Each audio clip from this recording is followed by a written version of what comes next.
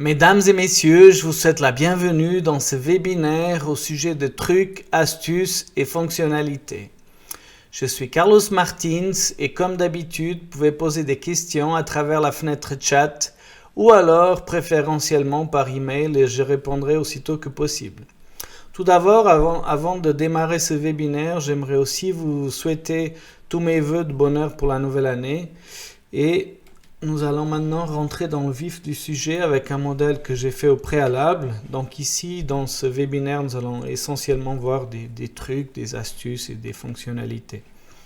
Tout d'abord, je vais vous montrer une fonctionnalité que certains l'ont déjà utilisée. Donc, si vous ne le savez pas, il existe un viewer, AxisVM Viewer, qui vous permet de regarder les calculs. Bien sûr, si vous êtes au bureau et que quelqu'un, la clé elle est utilisée ou quelque chose comme ça et que vous voulez l'utiliser, le viewer, vous n'avez pas besoin d'exporter en format viewer parce que voilà, c'est quelqu'un du bureau. Mais si vous exportez à l'extérieur pour qu'il n'y ait pas de changement, etc. au fichier modèle, vous pouvez tout simplement ici exporter. Et là, vous allez choisir qu'est-ce que vous allez exporter et vous choisissez AxisVM Viewer. Ça, c'est une extension juste pour le viewer. Donc, dès que vous enregistrez ça avec cette extension-là, ce sera un modèle juste pour voir. Donc, vous ne pourrez plus l'ouvrir dans la version professionnelle avec cette extension, etc. Voilà pour le viewer. Ensuite, je voulais vous montrer aussi pour les raccourcis clavier. Ça revient souvent. Et donc ici, on va parler des raccourcis clavier. Voilà, ici vous avez une longue liste. Vous pouvez changer les raccourcis clavier existants. Ou alors, par exemple, si vous ne trouvez pas tout de suite ici dans la liste, par exemple, vous écrivez ici rotule de bord. Et là, par exemple, vous pouvez mettre une lettre. Par exemple, si j'essaie le R, il dit qu'elle est déjà utilisée. Mais on peut, par exemple, mettre un raccourci avec la lettre M pour les rotules de bord, etc. Donc, c'est assez simple à programmer des raccourcis clavier pour ceux qui le souhaitent. Ensuite, je vais vous montrer maintenant, vue de face. Ça revient aussi souvent dans les questions. Alors, je vais vous montrer une façon assez simple et rapide de faire un changement, par exemple, dans la toiture. Ici, je vais mettre la vue en perspective de nouveau pour que vous puissiez voir les changements. Et là, je viens ici dans le navigateur de tableau. Voilà, le navigateur de tableau qui s'ouvre. Je vais le minimiser comme ça, pas besoin de l'avoir en grand. Et ici, si je mets nœud, là, je vais tout simplement tout d'abord copier déjà ce tableau. Après, vous comprendrez pourquoi. Et ici, je vais faire bouton droit de la souris, sélectionner la colonne entière des Z. Et si je fais de nouveau bouton droit de la souris, vous pouvez fixer une valeur commune. Là, en l'occurrence, je vais mettre à 5,5. Ça veut dire que j'aurai une toiture plate ici. Vous voyez ? En quelques clics, j'ai une toiture plate au lieu d'avoir une toiture inclinée. L'inverse est aussi possible. Donc, je reviens de nouveau là, nœud. Ici, je sélectionne tout. Et avant, j'avais copié. Donc là, maintenant, je peux coller et écraser le tableau à partir de la cellule actuelle, oui. Et là, on a de nouveau notre toiture inclinée. Ensuite, je vais vous montrer comment on peut changer assez facilement aussi le module d'élasticité des matériaux. Donc, sous-élément ici, navigateur de tableau. Et ici, dans matériaux, si on clique ici 2 fois, donc là, on peut facilement changer, par exemple, le module d'élasticité du béton, 27 000. Et la même chose pour les sections transversales, etc. Ici, vous pouvez changer directement la section et puis faire valider. Voilà. Peut-être une autre chose pour ceux qui ne le savent pas aussi. Si jamais vous pouvez supprimer les sections non utilisées, voilà, j'en avais quelques-unes, et la même chose pour les matériaux. Voilà. Ensuite, je vais vous montrer comment on peut aussi changer la rigidité d'une dalle, par exemple. Là, je vais cliquer ici. Normalement, vous avez ici le coefficient de rigidité. Vous pouvez changer ici ces valeurs. Donc, le cas pour la torsion, le cisaillement et la flexion. Mais vous avez aussi la possibilité d'avoir une matrice de rigidité personnalisée. Si je fais cela, ici je peux prendre par exemple ici les caractéristiques. Et là, vous voyez, je peux tout simplement ici changer les valeurs et avoir une matrice de rigidité personnalisée pour ma dalle. Ça, c'est aussi une manière d'avoir la rigidité voulue. Voilà. Ensuite, il y a aussi une autre manière, donc c'est la réduction de rigidité. Ici, c'est plus extensif. Vous avez pour les poutres, pour les poteaux, pour les murs, les dalles, vous pouvez aussi changer ici la rigidité. Pardon. Voilà. Je vais aussi maintenant parler des charges. Ça, c'est aussi quelque chose de très important. Et voilà, si jamais avec la nouvelle version, vous avez ici le nouveau... si vous cliquez ici, chaque élément que vous rajoutez, il aura automatiquement le poids propre. Avant, on n'avait pas cette fonction. Et donc, on devait mettre poids propre et à chaque fois rajouter. Mais bien sûr, si vous avez oublié quelque chose, vous aviez toujours le message comme quoi il y a des éléments qui n'ont pas de poids propre. Et il peut rajouter le poids propre automatiquement. Ou alors sélectionner pour que vous puissiez voir quel élément qui n'a pas de poids propre, etc. Ensuite, tout ce qui est combinaison charge utile, ou variable. Donc là, chaque fois que vous avez des facteurs qui sont différents, il faut toujours créer un groupe de charges différents. Voilà. C'est clair que si vous avez le même groupe les mêmes facteurs, ça ne sert à rien de créer 10 groupes de charges différents puisque voilà, vous allez utiliser un avec les charges que vous avez. Ensuite, ici, vous avez combinaison critique des groupes de charges. Ça, c'est très important parce qu'ici, vous pouvez rajouter des lignes et voilà, et dire qu'est-ce qui est simultané. Par exemple, ici, j'ai ces charges qui sont simultanées. Et par exemple, j'exclus la neige. Ici, par exemple, j'exclus la toiture. Et ici, je mets simultané par exemple. Voilà. En faisant ça, je peux ici avoir les combinaisons selon mon souhait et je peux faire valider. Voilà. Ça, c'est quelque chose aussi d'important de savoir le faire et comment le faire. Ensuite, beaucoup de demandes aussi concernant les charges réparties sur un domaine avec trois différentes intensités de charge sur le même domaine. Pour ce faire, il faut venir ici, vous voyez, vous avez la charge constante ou alors charge linéaire. Et ici, on va définir tout simplement des intensités de charge. On aurait pu mettre -2, -3, -4. Voilà, je vais mettre juste ça. Comme ça, vous pouvez voir quelle est la différence. Ici 1, 2 et 3. Voilà. Par exemple, vous voyez, j'ai créé ici une charge sur le même domaine avec 3 intensités différentes. Donc voilà. Ça peut être utile aussi dans certains cas. Voilà. Ensuite, je vais ici isoler juste le rez-de-chaussée, faire la vue depuis dessus. Et si jamais, voilà, quand on a beaucoup de charges, etc., n'oubliez pas que vous pouvez toujours contrôler assez rapidement les intensités du groupe de charge, par exemple. Voir si tout est conforme à ce que vous avez défini. Ici, avec le codage couleur, vous avez un contrôle rapide et vous pouvez contrôler rapidement les charges, voilà, pour éviter que vous ayez fait des erreurs, etc. Là, je fais annuler et je reviens à la même vue que j'avais avant. Ensuite, ici, dans les parties, n'oubliez pas, vous avez la possibilité de choisir dans votre modèle exactement ce que vous voulez afficher dans les parties déjà définies par l'utilisateur ou alors logique. Ici, par exemple, je veux juste voir selon les matériaux les murs en briques ici. Je vais vous montrer pourquoi. Et là, je vais faire le calcul. Générer le maillage selon les paramètres. OK, diviser et continuer.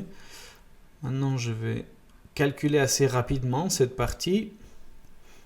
C'est un petit modèle, donc ça prend quelques secondes. Comme ça, je vous montre d'autres astuces et fonctionnalités. Maintenant, ici, moi, j'aimerais juste voir donc le maximum, par exemple, le NY, ça c'est juste. Je veux voir l'effort ici dans les murs. Et maintenant, on peut mettre isosurface, par exemple. Là, je vais juste désactiver la vue des charges, comme ça, c'est plus lisible. Et ici, je vais tout simplement, vous voyez qu'ici, voilà, on a des éléments de traction et de compression. Ici, je mets 0. Et là, vous voyez, vous avez toutes les parties des murs où nous avons un peu de traction. Voilà. Ça, c'est aussi utile à voir dans l'analyse des résultats. Donc. Ensuite, je voulais aussi vous montrer, donc une fois que nous avons fait le calcul, avant tout le reste, si on vient là, là, si jamais en bas, vous avez les charges non équilibrées, ça beaucoup de gens le demandent aussi. Je vais juste ajuster ici la fenêtre, voilà. Ici, vous avez un résumé, donc avec tous les cas de charge, etc., la force totale et puis les coordonnées, donc les points d'application. Voilà. Ensuite, je voulais vous montrer maintenant le modèle entier. Et on va passer à l'étude acier pour que certains, voilà, pour qu'ils puissent voir qu'on peut analyser assez rapidement, voilà, vérifier le rendement d'une poutre en acier, etc. Là, il est en train de mettre à jour le calcul. Et ça prend des fois quelques secondes. En attendant, je peux vous parler de... voilà, c'est déjà fini. Voilà, ça c'est bon. Je vais peut-être ici zoomer un tout petit peu plus. Comme ça, c'est plus facile à sélectionner. Et là, je vais ici sélectionner ces éléments-là. Si jamais, vous voyez là, j'ai dû sélectionner vraiment élément à élément pour avoir l'entier de la poutre. Mais je vais vous montrer que ici, par exemple, vous avez ici, vous voyez, assembler éléments de construction ou dissocier. Ça, vous avez la possibilité, si vous assemblez, vous aurez juste un élément. Vous pouvez aussi faire l'inverse quand vous voulez dissocier. Voilà. Maintenant, si je viens ici, une fois que j'ai tout sélectionné, ici, vous voyez, j'ai les efforts et les vérifications. Et si je clique ici sur l'étude en cours, j'ai ici la note de calcul numérique qui va apparaître. Est-ce que j'ai calculé? J'ai appuyé, pardon? Oui, j'ai appuyé, c'est bon. Là, vous voyez, on a toutes les vérifications numériques et bien sûr, vous pouvez après imprimer ça ou rajouter directement au rapport, etc. Voilà.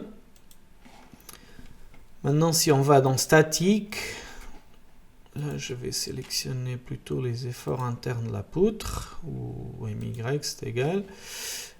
Là, je vais peut-être mettre diagramme plein. Et ici, je vais sélectionner juste la poutre qui nous intéresse. J'aurais pu la mettre en évidence, ça aurait été plus simple. Ça m'éviterait de perdre tout ce temps à sélectionner, mais bon, c'est pas grave. On a le temps. Et là, si je clique maintenant, vous voyez ici, on a un résumé de tous les efforts de la poutre. Voilà, et si on déplace ici, voilà, vous avez les efforts exactement où vous voulez dans la poutre. Ensuite, je fais ici. Vous avez aussi la possibilité d'avoir bien sûr les contraintes dans la poutre. Si je viens ici, les contraintes font mise. Voilà. Là, vous avez les contraintes assez rapidement aussi dans toute la section. Et aussi, si vous voulez, par exemple, aussi pour la déformation de la poutre. Ici, vous voyez, vous avez les déplacements actuels. Ici, c'est les déformations relatives. Donc, peut-être ça vous intéresse plus parce que vous allez étudier vraiment la déformation de votre poutre, etc. Voilà. Ensuite, je reviens à mon modèle de tout à l'heure où j'avais juste les murs en briques. Ça m'intéressait. Et ici, je vais juste afficher... Je vais vous montrer maintenant comment on peut assez rapidement aussi définir, voilà, là, comment on peut définir assez rapidement une combinaison de charges personnalisées. Si on veut, on vient par exemple ici et on clique une fois, lui il va nous dire à cet endroit l'effort qu'on a et la combinaison qui est utilisée. Si je clique ici, je l'ai rajouté, je l'ai comme copié. Et maintenant, si je vais dans charge personnalisée, ici, je peux insérer des combinaisons critiques depuis le presse-papier. Et là, vous voyez, j'ai ajouté la combinaison qui m'intéresse assez rapidement et je fais valider. Là, je vais désactiver la vue des charges. Si on va dans statique, là, on doit juste enregistrer parce qu'il va faire une superposition, mais on n'a pas besoin de recalculer le modèle. Là, il va nous afficher après notre nouvelle combinaison. J'attends juste qu'il ait fini. Et puis là, je peux assez facilement choisir la nouvelle combinaison de charge. Vous voyez ici que j'avais créé. Là, j'enlève de nouveau ça. Et là, vous avez les efforts juste où j'affiche par exemple toute la structure. Là, j'ai les efforts avec cette combinaison. Vous pouvez aussi, bien sûr, mettre n'importe quel autre effort, ou alors les MY ou MX, etc., par exemple. Voilà, ça, c'était quelque chose aussi qui est assez important à connaître, des astuces qui vous permettent de gagner en temps et en efficacité. Ensuite, je vais de nouveau parler un peu du rapport. Si on vient dans le concepteur de rapport, ici on n'a rien par exemple. Mais si on clique ici, voilà, ici j'ai déjà deux types de rapports que j'ai créés. Mais si on vient là par rapport à un rapport standard qu'on veut créer, donc ici vous avez les différents groupes, donc ici éléments, sous-groupes, etc. où vous pouvez définir exactement qu'est-ce qui va être dans le rapport, etc. Ça, on a déjà vu auparavant. Et donc, si vous avez déjà un, donc il suffit juste de rétablir ce rapport, fermé ici. Et puis là, par exemple, vous voulez voir les déformations au rez-de-chaussée en quasi permanent. Là, vous pouvez cliquer ici. Et si on fait ici prévisualiser, vous allez être directement dirigé dans le rapport, mais à cette page-là exactement. Donc attendez, ça arrive. Donc on sera grosso modo à la page 7, vous voyez. Là, on a exactement ce que je vous avais montré, la page 7, et ainsi de suite. Vous pouvez après aller à la page 8, etc. Voilà, c'est assez simple aussi à utiliser ce rapport de calcul dans Axis VM. Donc pour aujourd'hui, je pense qu'on a vu les trucs et astuces et fonctionnalités que je voulais vous montrer dans ce webinaire. Pour ma part, je vous remercie beaucoup de m'avoir suivi. Je vous souhaite un agréable après-midi et à très bientôt. Au revoir.